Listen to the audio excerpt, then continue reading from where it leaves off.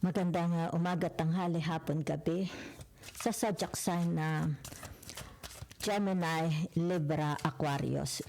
Lala Baby from Belgium nagpapakilala. Isa lang pong like, subscribes, and share para naman po matulungang mag-grow ang channel ng Lola. Okay, salamat po. So, bibigyan ko po kayo ng reading ha. Libra, Gemini, Aquarius with the air elements. Ito pong reading na ito is for the first week of February. Okay? So, dalawa po ha ang energy na huhugutin natin. Isang pag-ibig at ang padalawang energy is kaperahan. So, doon muna po tayo. Tingnan natin ang energy ng pag-ibig. Okay? Pag-ibig sa asawa, pag-ibig sa mga anak, mga kapatid, magulang, relatives, kung ano man itong pag-ibig na ito. Ha? Okay? Salamat po. Simulan na natin. Okay? Tinatawag na energy ng pag-ibig. Yan ha. So, meron ditong pagta-travel na mangyayari. Okay? Yan. Solo ba itong travel na ito o kasama ang buong pamilya? Diba? Yan. So, meron ditong no facts. Never has the facts. Makes shit up. Lies. Diba? Yan. It's like, meron ditong tinatawag kasinungalingan. Diba?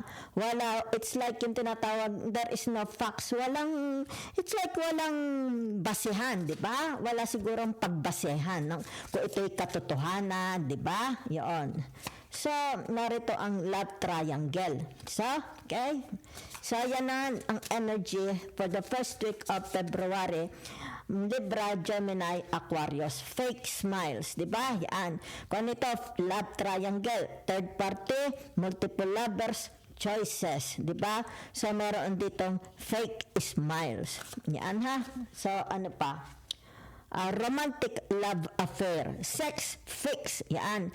Ibig sabihin nito na ayos ang kanilang samahan, di ba? Maaari nagkaayos, di ba? So, meron din dito yung tinatawag secret lover. Okay? So, tingnan natin ha. Sa ano lang tayo sa energy ng pag-ibig. Yan. So, narito ang tinatawag na the temperance. Yan ha. Ang the temperance tinatawag na Sagittarius. Okay? Pero frozen. Okay? So, ibig sabihin nito panlalamig. Yan ha. Meron ditong panlalamig. Yan ha. Yan. Maaring dito, sabihin natin nanlalamig. Wala, it's like wala siguro itong pruweba. Diba? No facts. Walang paghalin. It's like walang ano ga ang facts sa Tagalog, diba? Siguro hindi ito mapatunayan, di ba? Yan, oh. It's like siguro kasinungalingan lang, di ba? Meron ditong sinungaling, merong shit up, di ba? Oo. Wala sigurong pagbasihan, kaya siguro narito ang tinatawag frozen, di ba? It's like yung kanilang relationship is malamig. Yan, ha?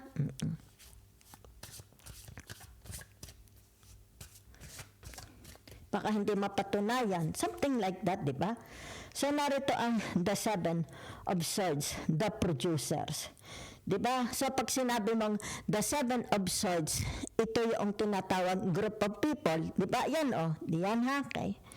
So, naririto. Yan, ha? Group of people. Diba? So, maaring sabihin na nating tinatawag na love triangle. Diba? Kasi group of people, yan na, baka ito'y third party, multiple lovers, choices, diba?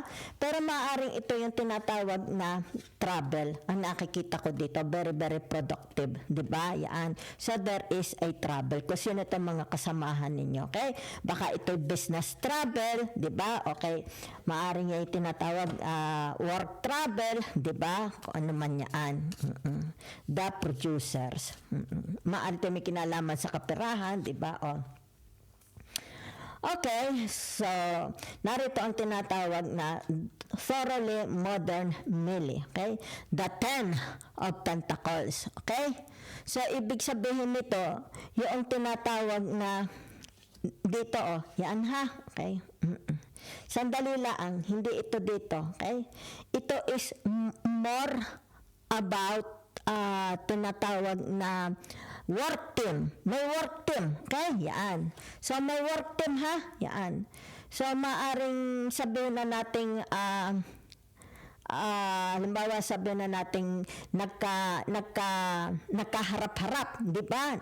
Nagkaharap-harap ang mag-asawa at saka yung kabit, di ba? Yan yun. Kasi nakita ko work team, di ba? It's like, sige, pumili ka, sino ang pipiliin mo? Ako na asawa mo or itong iyong kabit, di ba? Something like that, okay? Pwede rin ito yung tinatawag secret lover, di ba? Work team. It's like tinatawag sekretong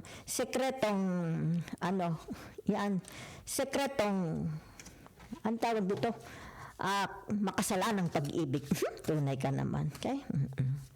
So, tingnan natin ha. Narito ang tinatawag na the Hierophant, the Book of Mormons. Yan ha, okay? So, itong tinatawag na the Book of Mormons na ito, sandali lang ha. Okay, price, may presyo, may mga tao, okay? Yan. Fake smiles. Yan. Sino ito? Di ba? I don't know. Kumbaga dito, it's like tinatawag na hindi siya believe, di ba? Hindi siya believe siguro. Meron ditong sabihin na nating a preacher, di ba? Yan. Baka hindi siya believe, di ba? Okay? Oh. Yun lang nakikita ko. Okay? So, maaring sabihin na natin ito'y against. Yan ha, hindi siya believe, maaring ito'y tinatawag the Book of Mormons, baka ito'y against sa kanilang religion. Diba? Yan. Mga forbidden na love affair. Yan ha. Okay. So, ano pa? Okay. The Phantom of the Opera, the Chariot. Yan ha. Okay. So, ibig sabihin ng the Phantom of the Opera, the Chariot. Diba? So, it's more about my movement dito. Okay? So, ibig sabihin nito yung tinatawag na meron ditong nakamask. Diba? It's like, hindi mo alam ang kanyang tunay na pagkatao. Meron ditong nagtatago. Okay? Yan. Ito siguro ito. Ito ang nakikita ko. Secret lover. Diba? The Phantom of the Opera. Kasi nakatakip ang mukha. It's like a mask. Diba? Maaring tinatawag sa dilim. Sa dilim. Tuwing gabi lang. Diba? Pag walang tao, saka lang sila nalabas. Diba? Yan. Maaring ang meeting up is sa gabi. Diba? Halimbawa sa mga hotel. Something like that. So, punta na tayo sa inyong tinatawag na money. Okay? Tapos na po tayo sa lab. Okay? So, tingnan natin ang the energy of money. Sandali nga, ba't nga rin napasama natin eh. Sandali. The energy of money. Para sa mga Gemini, Libra, Aquarius. Yan ha. Yan, nagpatak na. Enchanted Path. Okay? Oracle cards. Yan. Ay, oracle cards. Enchanted Path. Yan. It's like kayo is siguro natetempt ka. Okay? Natetempt ka pumunta doon sa daan na yun. Diba? It's like natetempt kayo. Okay? Maaring siguro pag nagpunta ka doon, malay mo magkapera ka. Diba? Tuksong-tukso kang puntahan ito. Yan. Yun ang nakikita ko ha. So, meron ditong dreams. Yan, ha? So, it's about courage. Diba? Be brave enough to chase your dreams. Yan, ha? Okay. So, ibig sabihin nito, yung tinatawag, ikaw is maging matapang, be brave, okay? Yan. Para itong pangarap mo, hindi lang pangarap, di ba? Libre naman ang pangarap. Hindi hanggang pangarap na lang, gawin mong makatotohanan, di ba? Pera tayo, pera. So, narito ang courage and dreams. Dream big and believe in the possibilities, di ba? Ay, kaganda-ganda eh, oh. Ano pa? Mali naman ang basa ko eh. Enchanted. Freedom. Embrace the freedom to be yourself. Diba? Yan. So, huwag kayo magpagamit sa iba. Don't be manipulated. Huwag kayo magpanipula sa iba. Diba? Okay? Oh. Huwag kayong magpa-under sa iba. It's like tinatawag, it's about your uniqueness, di ba? It's about your intelligence, di ba? It's about your independence. Freedom, di ba? Abundance. Abundance flows to those who believe in its presence. Ay, very strong ang dating ng inyong energy when it comes to money eh. Okay? So, receptivity. Be open to receiving love and abundance. Okay? So, tingnan natin ha. Nasa money tayo. Ba naman na rin inyong card na arit gustong lumipar. Yan. Atat na maglabasan ng inyong mga pera. Tingnan nga natin saan tayo dadalhin nitong energy ng money. Okay? For the first week of February. The Ace of Cups, yan no, flowing, di ba? It's like bukal.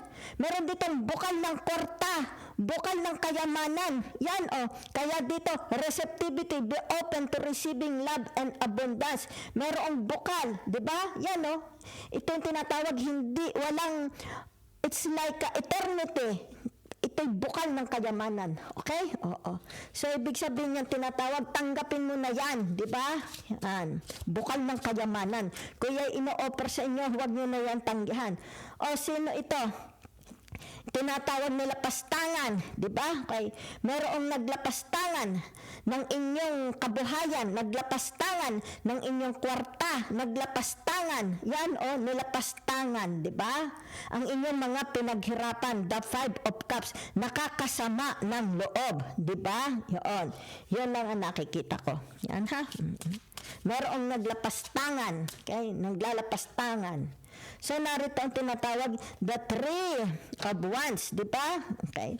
So, ibig sabihin nito, yan tinatawag, follow your dreams. Dream big and believe in the possibilities, di ba? Ito na ang pagkakataon para you become shine, di ba? Ito na ang pagkakataon para kayo is kumislap, kumita, di ba? Grab the opportunity. Yan na. Habang ang bukal is dumadaloy, di ba? Pag natuyo ang bukal, wala na, di ba? Yan. Mamaya natin tingnan ng Five of Cups. Ano yung nilapastangan niya? Sino naglapastangan? The Nine of Words. The Nine of Swords. Diba? Gemini, Libra, Aquarius. So, ibig sabihin nito, yung tinatawag na naghihintay. Diba? Hinihintay ang kasagutan. Diba? So, ibig sabihin nito, tinatawag na, yan okay? Have a courage na, di ba? Kesa intay ka na ng intay. Baka ito'y forever na, hindi na ito dumating, di ba? Habang dumadaloy ang tinatawag na bukal, abay puntahan mo na, di ba? Yan, magdesisyon na kayo. Yan na, be brave enough to chase your dreams. Huwag mo nang hintayin. Kahit hintay mo, baka mapag-iwanan ka na ng pera. Okay. So, naririto ang tinatawag the Four of Pentacles, di ba? So, it's about, yan na ito. Ito, maganda ito ha. Ano ito? Sandali. Ibig sabihin nito, abundance, okay? Merong abundance, yan flows to those who believe in its presence, okay? Mapapasa iyo itong abundance na ito kung naniniwala ka talaga, di ba? Na ito is mapapasa iyo. Kung kaya nga dito, it's like tinatawag oportunidad na ito. Once na nakita mo ito, ang tinatawag the flow of water, the flow of life, di ba? The fountain of life. Grab it na. Yan Kaya dito, it's about, yan, be open to receiving love and abundance. So, ibig sabihin, huwag mo nang aksayahin ito. Diba? Yan. Gawin na itong pera. Diba? Yan. So, ibig sabihin, huwag ka nang maghintay. Ibig sabihin nito, ayan iyon na, magkaroon ka na ng courage. Diba? Huwag kang maduwag. Damputin mo na ito. Puntahan mo na ito. Yan ha. Kaya meron dito, it's like tinatawag the Seven of Swords. Di ba? Ano ba ang the Seven of Swords? Ay di iyan, puntahan mo na sila. Di ba? It's like communicate na. Sumama ka na sa kanila. Kung sila sa ilang pupunta, ay di sumama ka na rin sa kanila. Kung saan itong tinatawag na mina ng ginto, ay sumama ka na sa kanila para ito'y makwarta mo na. Okay? So, it's more about action. Okay? No waiting. Huwag kang umupo. Action na. Action. action, di ba? Ayan. Ibig sabihin nito, yung tinatawag na accept it na, i-welcome mo na ito, di ba? Habang ito is dumadaloy pa, itong tinatawag the fountain of life, the fountain of youth, kaperahan, kasaganaan, ay umaksyon ka na. Para ito is tinatawag, maagapan mo na agad, mapera mo na, di ba?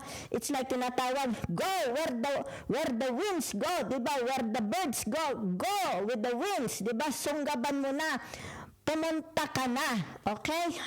Ibig sabihin nito, hindi hanggang pangarap na lang, lumipad ka na, di ba? Salamat.